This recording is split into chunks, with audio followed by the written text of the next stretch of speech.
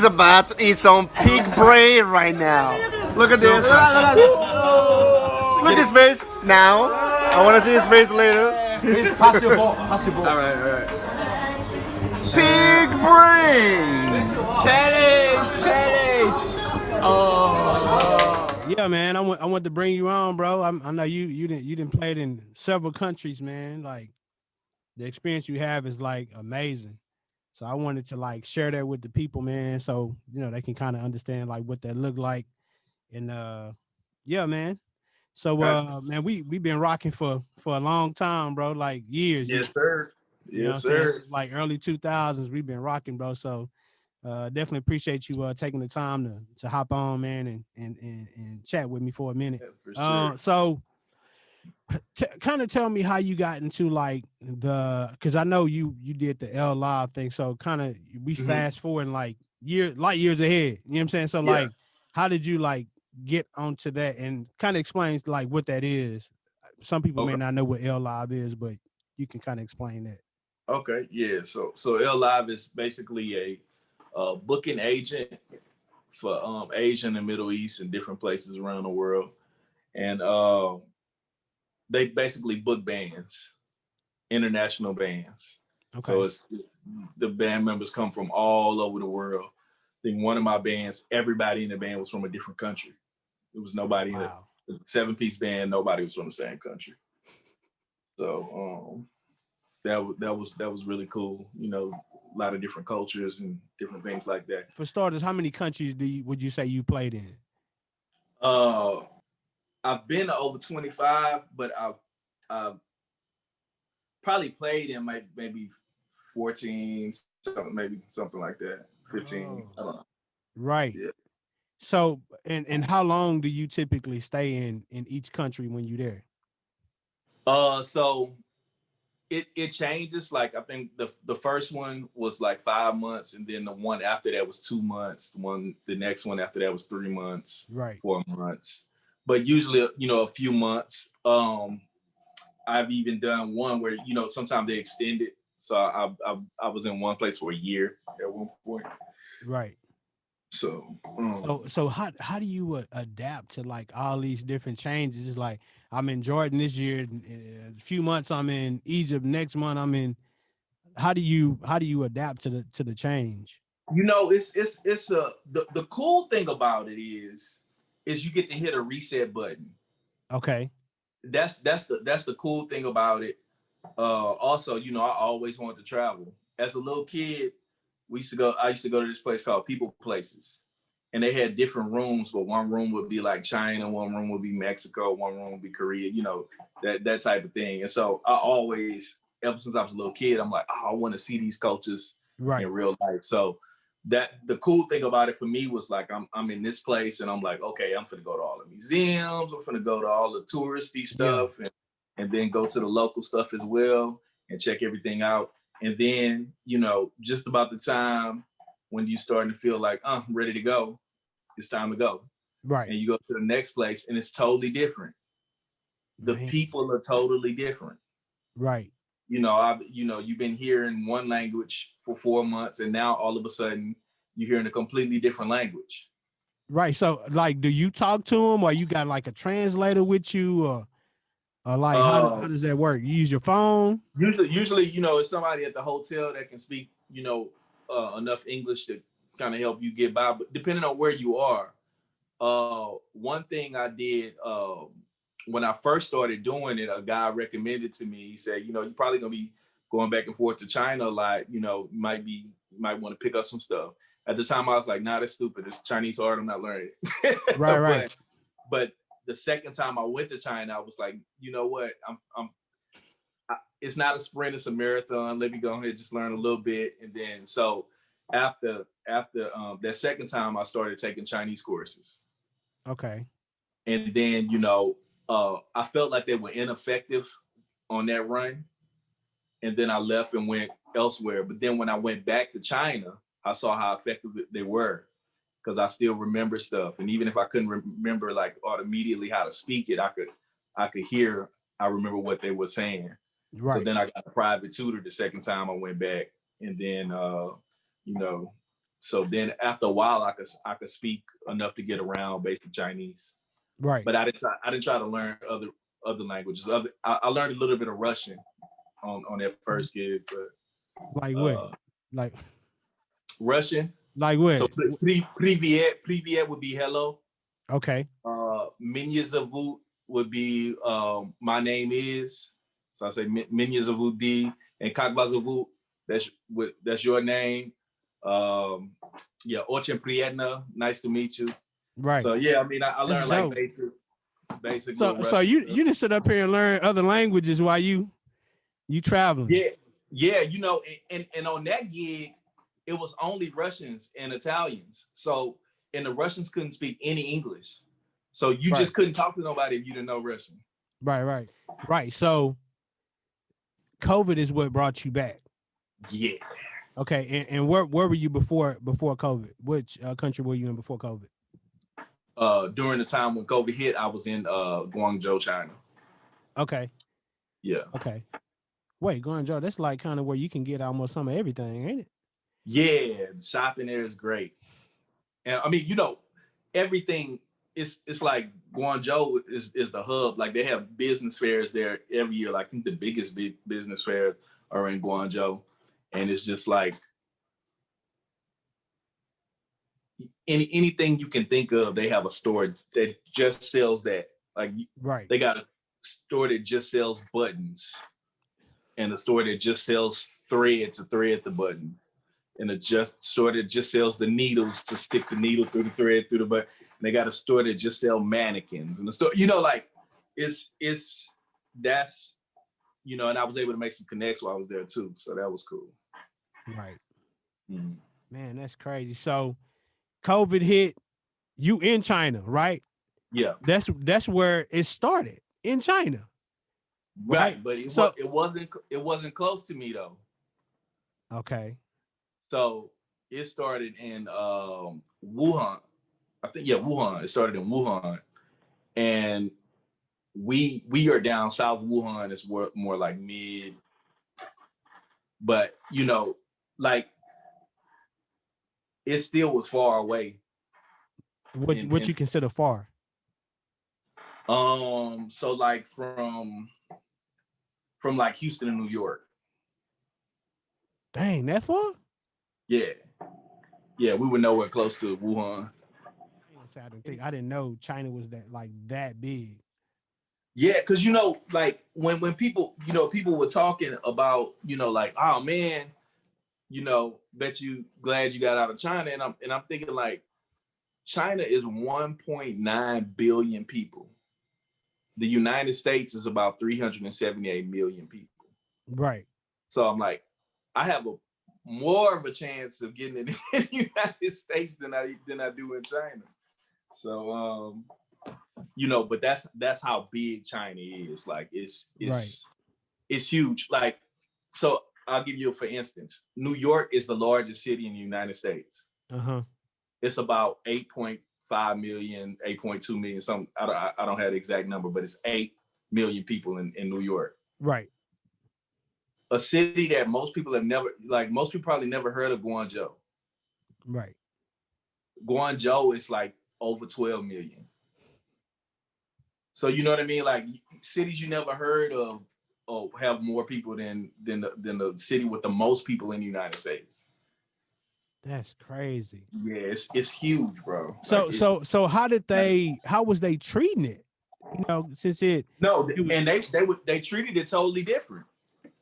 You know, once they got word, once word got to us that there was a virus that was out, immediately the next day we showed up, you had to get temperature checks to get in any building. Mm-hmm. You know what I mean? Like, and that was before, you know, it was even the whole shutdown and all that kind of stuff. Like you had to get temperature checks from day one. You had to wear masks from day one. The mask sold out immediately. Wow. In all of the stores. And they sent people overnight in trucks to go out in the rural areas, and they were making masks and bringing them back. and so we were able to get something from the hotel, and you know, things like that. But I mean, you know, the response was different. Right. So I mean, even like the public transportation, how did they do that? Was it still running, or they shut it down, or? And see, you know, I got out of there before, you know, before even before Wuhan shut down. And also, this is another thing, you know, because people were like, well, how did Wuhan spread the virus all around the world? Mm-hmm. Well, Wuhan is like a college city. So Okay. in Wuhan, I think it's something crazy like 70 universities.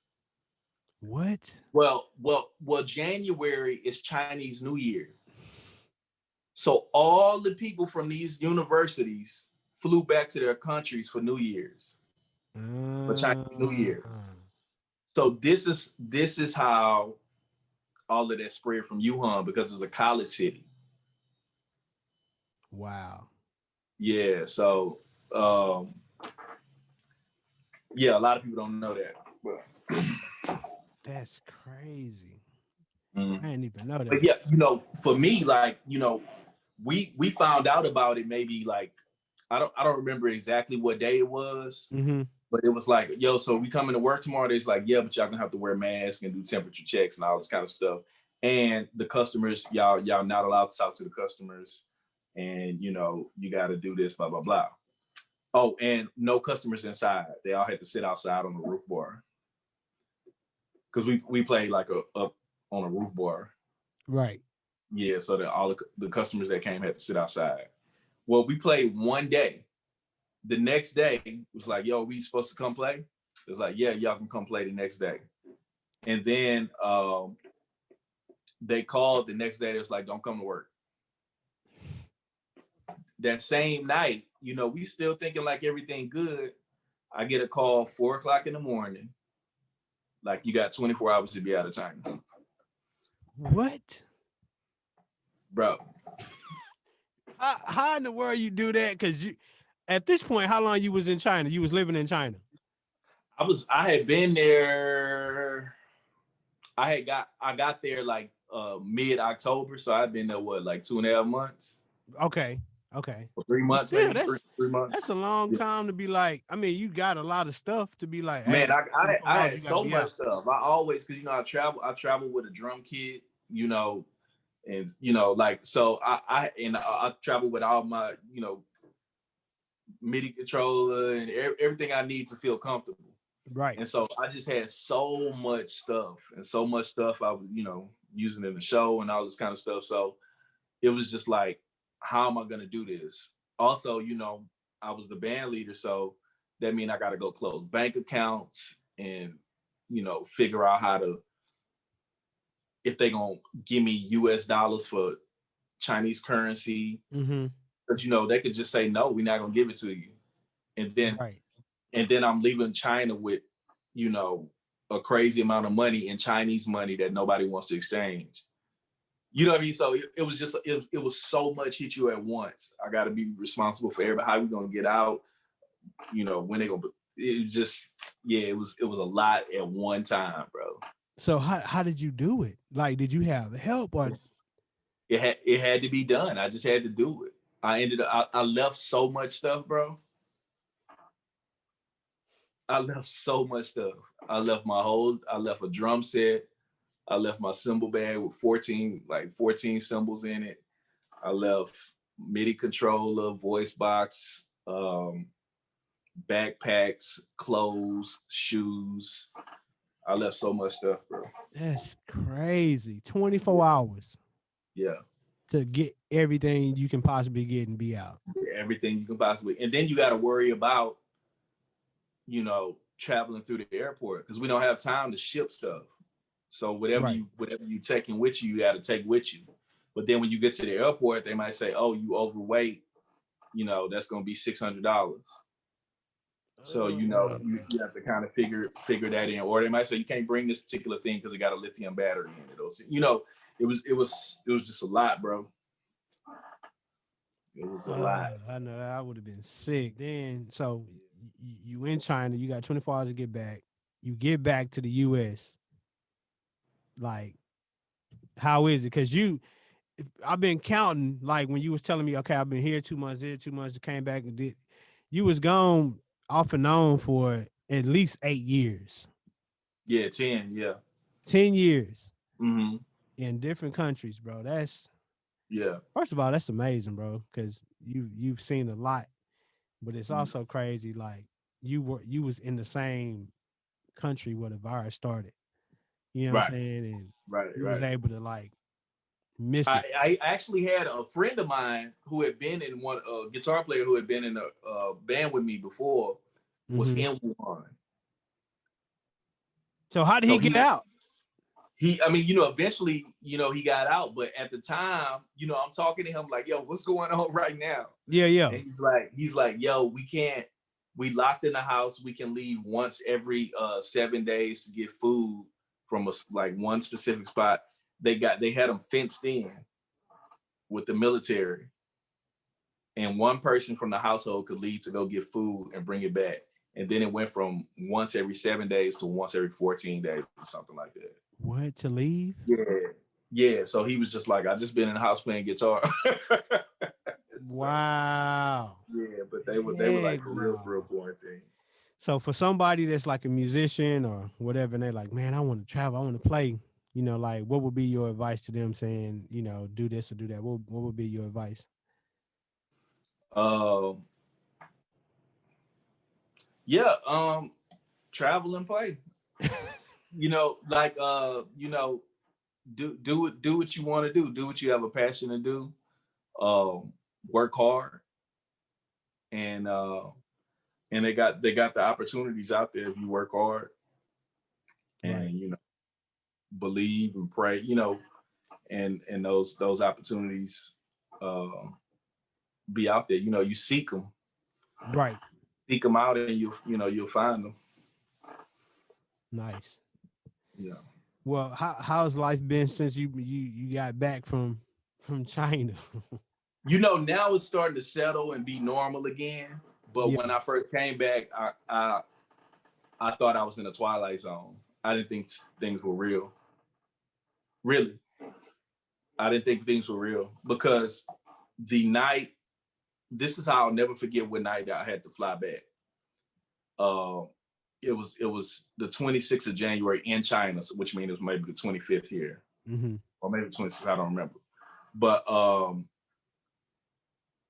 I watched LeBron and the Lakers play a game, and after the game, LeBron was talking about he had passed Kobe on the scoring list, all-time scoring list, and so he's talking about like how Kobe gave him a sign, a pair of shoes when he was 15 and all this kind of stuff, and almost kind of like giving a eulogy or something, like like that was didn't know, but I watched that, and then I got this information, and I'm frantically trying to box stuff up, put all this kind of stuff up.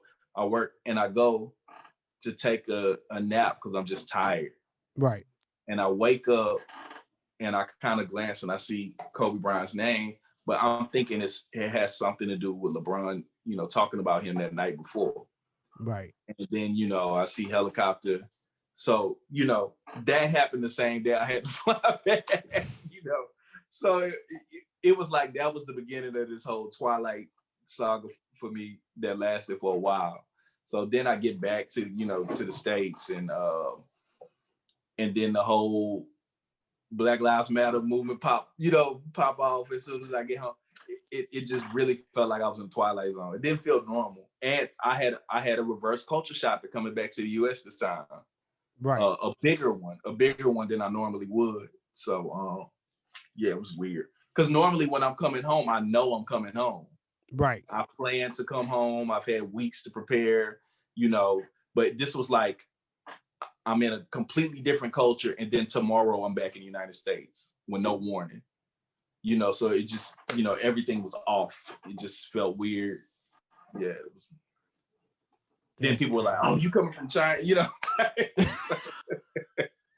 People didn't want to be around me. I was a leper, it was, It was weird, bro.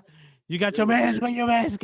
Where your mask at, bro? Even my family, you know, when I first saw my family, I knew they were all happy to see me, but they were all like, yo, should we hug them? Or like, am I risking death? Like, so, you know, just imagine that, you know, like you come home, you ain't seen your family in 3 years and they looking at you like, I don't know if I should touch them. Like, you know, it you know, it plays on your mind, you know, you understand it as well, but it plays on your mind. Like, man, am I welcome? Right. No, they, you know, I knew I was welcome, you know, but yeah. But I mean, that's still weird, man. You know, yeah. for your people to, it's still weird for your people to act like that, you know, just because. Right. Yeah. You know, it's just awkward, you know, and everything was just awkward. It was just an awkward. And then, you know, as soon as I got home, I'm like, all right, cool. I'm finna go here and do this and do that. And then they shut the United States down too. So it was just super awkward, man. For months. I felt like I was in the Twilight Zone, and I'm finally over it. I'm good. Stuff. Well, again, bro, I appreciate your time. And yo, man. Yes, sir. Well, my guy Dmack, man. Just letting us know what's up.